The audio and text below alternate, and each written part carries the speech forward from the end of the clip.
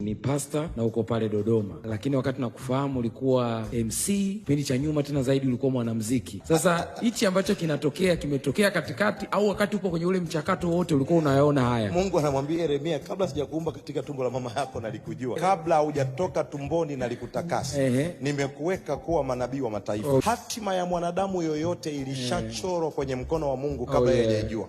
Mungu anachokifanya, anafanya kitu gani? Huwa anawapitisha watu kwenye misimu. Ni kama ambavyo Yusufu anaota ndoto ya kuja kuwa kiongozi mkubwa baadaye, lakini haanzi kuwa kiongozi, anaanza kusimulia. Mdomo unamponza, wanataka kumuua, wanailisha kumuua, wanamtupa shimoni. Kule shimoni ndio wewe unasema Yusufu aliwahi kufanya kazi shimoni. Anarudi, anaokolewa kule, anaenda anakuwa mtumwa mahali fulani, lakini yeye anajua, mimi niko hapa, sijui nitatoka lini, ila kuna kitu kiko ndani yako. Kumbe Mungu alikuwa anajua Yusufu anatakiwa awe kiongozi kwenye nchi ya ugeni, lakini hana nauli, hana pasipoti. Tunamsafiri